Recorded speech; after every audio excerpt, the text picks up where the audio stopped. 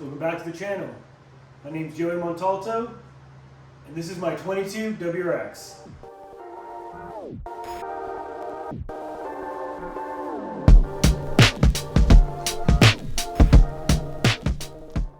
So in this video, we're going to be talking about the 6-speed swap that we did on this car. It is from an STi, so we did the transmission and the diff. But today we're going to go over the parts that I put in. So we'll go over all the parts. We'll go over some of the issues that I had during or after the swap.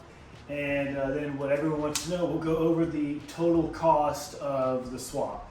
Alright, so I do have a list right here just to keep me on track because it is a lot of parts to get this swap completed. So first thing I want to touch up on is why would you want to put an STi transmission in your WRX? Well, reason number one, the transmission is stronger. The design of the transmission is completely different than the WRX transmission. The WRX transmission is actually a split case design. This is not a split case design. With the split case design with added torque, the case can flex and separate slightly, and that does fatigue the gears, and then you do have a gear failure. Another reason that you would want to swap to the STi transmission is the STi transmission actually has a front LSD, and when you do the swap, obviously you have to do the rear diff as well. The rear is an LSD as well, so you're already getting LSD front and back. That's better traction, better handling, just better grip overall. The STi Trans is obviously completely different, so it does require a different clutch and flywheel. So the benefit of an STi clutch over a WRX clutch is that the STi clutch is actually bigger. So with a bigger clutch, there's more friction surface for the pressure plate to grab onto. And what that means is that it can hold more power. Another reason why you would want to change to an STi transmission is that the STi transmission is actually a shift linkage car. So it's a direct shift linkage to the transmission. The WRX transmission is a cable shifter. So with a direct shift linkage, you're just going to have more feedback. It's going to be quicker shifts. It's just overall going to feel better. Next, we're going to talk about the parts I used to complete this swap. So the main part for the swap obviously is the transmission and the rear diff. I'd recommend using an 08 Plus transmission and rear diff. If you do want to use an SI drive controller, I know the 08 Plus STi did use that SI drive controller. I'm sure you could use other year transmissions, but for my list I'm just going to use 08 Plus since I know that works with the SI drive controller. So for the axles, I did use STi front and rear axles. You can use 08 Plus. Those are the same axles all the way to 2021. So 08 Plus front and rear axles are required. A 15 Plus drive shaft. So 08 to 14, the drive shaft is actually shorter than the 2015 Plus STi drive shaft. So definitely make sure you have a 15 Plus drive shaft. With the new transmission, you're going to need a matching flywheel and clutch to go with that. So I used an OEM flywheel and an ACT extreme pressure plate with the street disc. Since we're talking about the clutch, there are a few other things that were needed. So you do need to get brand new pressure plate and flywheel bolts. So the pressure plate, there's actually, I think there's 2 additional bolts for the STi versus the WRX. Just make sure you get the correct amount of flywheel and pressure plate bolts. And then also with the different flywheel, you do need a different flywheel or clutch cover, and that actually bolts to the bottom of the transmission. So my donor trans didn't come with that cover. Cover is only like 20 bucks or so, but that bolts to the bottom of the transmission. It just covers the pressure plate and everything there.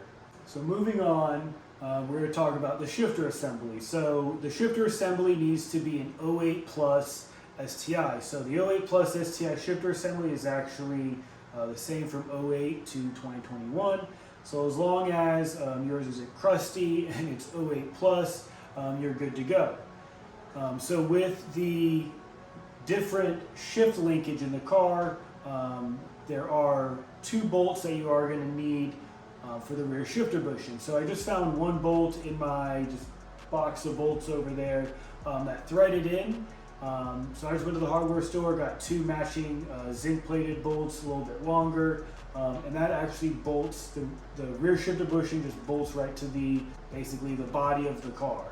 Another part of the shifter that you're going to need is there's a metal shifter plate on the inside of the car, and then there's a rubber boot that goes around it with like an insulator, and that helps with sound and heat and everything from the trans.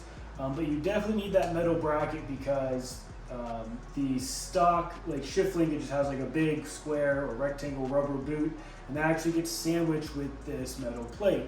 And if you've taken apart the interior apart on the WRX before, right behind the shifter, when you take it apart, there's 2 screws that kind of screw the shifter or center console together. Those bolt holes match up on this metal bracket from the STi. So my transmission was actually pretty stripped down, so I did have to buy some OEM stuff to just refresh it. I did get lucky and it did come with a Kartboy short shifter, front and rear shifter bushing, so that was kind of nice. But it wasn't dressed, so what I mean by that is that it didn't have a slave on it. It did have a starter, but we'll get into that in a little bit. It didn't have a slave cylinder. It was missing the rubber boot that goes around the shift fork that like sticks to the top of the trans. I needed to get all new drain plugs and crush washers, and I didn't need to get the drain plugs, but I didn't know before I bought the trans if it was gonna if they were rounded or anything, so I just wanted to just start fresh, brand new drain bolts, brand new fill bolts, and then the crush washers with them. So one thing that was damaged on the trans, was the reverse lockout cable. So the reverse lockout cable, when I say damaged, I mean it was just like frayed. So the Kartboy shifter, it does push the shifter assembly down a little bit, and it looks like they didn't secure that cable very well. And to me, it looks like it was rubbing on the drive shaft for some time. The cable still functioned, but it was a little crusty and it started to fray. So that was another just OEM part that I got just to refresh the trans. And then it just made the whole reverse lockout and everything super smooth. So that's basically all the parts needed to complete the swap. Obviously you do need fluid to fill up the trans. I did run the BBR cocktail, still have it in there. Lightweight shockproof from Redline with the 75 weight 90. And then I just have some motul 75-90 in the back. I just had that laying around. So 1 quart in the back and you're good to go. I did run into one major issue with the swap after it was completed. I had 2 other small issues. All 3 have been resolved. But the big issue was the starter. So like I said, before we're gonna brush up on this again, I would recommend buying a new starter because you don't know how long these trans have sat outside or donor car. I mean, you don't know the condition of these parts. So I trust the transmission. I know these are stout transmissions. Some of them have a 4th gear grind, but with this cocktail, I mean, it's been butter smooth. But this starter, it worked maybe, let's say, a dozen times. I turned the car on a dozen times, drove it around, tested it out. Maybe I had like 100 miles on it. So, and we drove to Cars and Coffee that month. And when we tried to leave, it didn't start. So obviously it was super hot outside. So I'm like kind of a little nervous. So like I pop the hood and I just kind of like knock on the starter with my hand pretty aggressively and went back in the car and it started right up. And we drove it home and it just sat there until a new starter came in. So I've never replaced a starter on one of these cars because they usually don't go bad. So that came into some of my reasoning of why I just went ahead and bought a brand new one. I could have saved a couple bucks and got a reman one. Why not just spend a couple extra bucks, buy a brand new OEM one, and I never have to worry about that issue again. So that was like the one big issue that we had.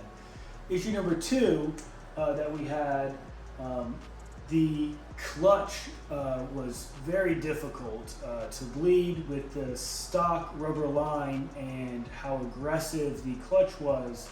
I'm pretty sure we were ballooning that line. it would randomly grind going into first, like when you're just sitting stopped. It would sometimes grind going into first. Never really grinded going into really any other gear, but definitely grinded into first. Like if I'm sitting at a light in neutral, put it in first, it would like clunk and grind and then go into first. And obviously I checked all the bolts, everything was tight and everything. But I was pretty sure it was the clutch line. So I bled it like a bunch of times. It never improved. Jeff Perrin reached out and we tested out a new stainless steel clutch line, and it worked perfect on this transmission. And I'm happy to say that 100% solved the issue. I definitely think we were ballooning that line with the extreme pressure plate. It's pretty stiff. I mean, it's good up to 600 foot-pounds of torque. It is a single disc clutch. I mean, it's a pretty heavy clutch, but I really like how it drives. Has kind of a high engagement point, and it's really easy to feel when it grabs because it's like so aggressive.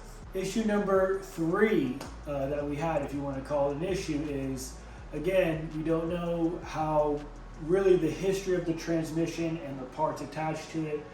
The reverse lockout inside of the car, it is held by a roll pin. So I'm not sure how many times that roll pin has been hit in and out, but the reverse lockout was pretty marked up because it's silver on top and then black on the bottom. So the silver part was pretty marked up. So I'm not sure how many times that roll pin was hit in and out, but that thing rattled tremendously. Like any speed, especially if you're going wide open throttle, I mean, that was like almost as loud as the exhaust. Like it would just, the rattle was absurd for that. So that fix was our Billetworkz reverse lockout. So I'm gonna have that video come out, I think next week. But I did pick that up at Boxer Fest. We did cruise this all the way up to Boxer Fest. We do have over 1,800 miles on this swap. Probably should have said that in the beginning, but we have 1,800, the exact amount is 1,885 miles on this swap, so I'm pretty sure we have ironed out any issue that was going to pop up. We have already seen them all. But we took this all the way to Boxer Fest in Pennsylvania. We actually came back first in our class for Best 22. While I was up there, I did pick up a Billetworkz reverse lockout, and happy to say that did fix it. So again, I'll have that video come out next week. All right, and then the final topic that we're going to talk about, probably what everyone was most anxious to hear, is the cost of everything. So I'll break that down here so everyone can see it. So install, we'll just start with that. Install was free, $0. That is the cheapest part of this entire list right here. So the biggest part of the expense is obviously the trans, the diff, the axles, the entire swap. So my swap was $4,050. So that included the trans, the diff, the axles, the drive shaft. Did come with a starter, but we did have to replace that. My starter was $352.76. Flywheel and pressure plate bolts, and then the miscellaneous OEM parts. So that's the like rubber boot that's on the shift fork that sticks to the trans, all of the OEM bolts, the drain bolts, the fill bolts, the crush washers. All the miscellaneous OEM stuff was $103.09. Reverse lockout cable, I have that in a separate category because I bought that later on. $51.93. The clutch cover that bolts the transmission, you need to get a new one. You don't need to run it, but if you do want to have a cover, clutch cover underneath the car, it's $30.15. This is tax and shipping included. That's why these are weird numbers. So $30.15 shipped. The shifter bracket plate and boot that goes inside of the car, that was $53.31 for both of those. The SI drive controller, that was actually $45 flat. The ACT clutch kit, I did get it used. It was brand new. The guy never installed it. It was still vacuum sealed in the ACT, and I actually cut the ACT seal to actually open it. So he actually didn't even open it to look it up. I got that for $500 off Facebook Marketplace. STi Flywheel. A lot of the stuff I got off Import Image Racing too. I got this off Import Image Racing. The STi Flywheel is $293.15 shipped. Clutch Slate $66.15 shipped. The redline cocktail fluid for the trans $92.98. And then just one for the rear diff. I had that lying around, so I didn't actually have to pay for that, but it's about 20 bucks a quart. So with everything added up, we're at $5,658.52. So that is installed. That's not tuned or anything. If you are working with a tuner to get retuned, it depends what that cost is. To get a retune, it's not the same cost as a full tune, since they're just basically reviewing the logs and obviously making touch-ups. We did add slightly more power when we did our revision. Since we do have the STi trans and obviously upgraded clutch, we have no fear of breaking the drivetrain or anything. So without tune included, we're at the 56, 58, and 52 cents. So we're just gonna round that up to 5,700. So basically everything that you see here as far as the swap goes, $5,700 installed, and that's just the parts. So if you get this done at a shop, if you get a quote, I mean, parts minimum, you're looking at $5,700 if you want this extent of a swap. There are other things that you could do if you wanted to spend more money. The main thing that I did want to get on this that I didn't get yet was the IWire like spider kit. So that will completely hook up the DCCD controller. I have the SI drive controller in the car now, obviously we went through that list, but it's not actually hooked up. So I do need the module and the harness to get that hooked up. That's the last thing that I need to really complete the full STi swap. I didn't get it in the beginning because it is another expense. It's like $600-700 to get everything hooked up with the SI drive controller, and I just wanted to make sure everything was working. Everything that I had already was working before I went ahead and spent more money. Along with that controller, you could also get a carbon fiber drive shaft. I definitely would like to upgrade the drive shaft in the future. And then another thing you could do are the rear axles. So the rear axles did fit really with no issue. They just bolted right on or slid right on, and then the bolt went in no problem. But DRP did get some rear axles made that were slightly longer, so you could always upgrade to those as well. I did reach out to them on a Facebook post. They don't sell them, but if you did want to go that route, if you did message them, they could get a set made for you. And just to touch up on the DCCD controller again, the way that I have it set up now, I did a bunch of research. I looked up a bunch of stuff that Flatiron Tuning posted about STi swaps in general. The harness that I have on it now, it does put the car in a rear-wheel drive bias mode. So if you had the diff selector, if I had that hooked up, if I had all the power shifted to the back, that's kind of how it's set up right now. So that's like a 40-60 split or a 35-65 split. Honestly, I didn't really notice any difference as far as like power delivery, front or back. The first turn that I took, I definitely noticed the LSD. It's hard to describe it, but the best way to describe it was confidence. The first exit ramp I took, I just felt more confident. The car felt more planted, and it felt like it was kind of pulling me into the turn instead of me like pushing into the turn, if that makes sense.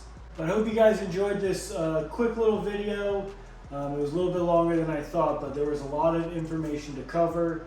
But I hope you enjoyed this video about our 6-speed swap. We're going to get some more POV driving. I have been working with my GoPro and everything, just trying to get some POV driving stuff down. But stay tuned for more 2022 WRX content. We already have some other install videos filmed and more to come, so stay tuned. Till next time, see you guys.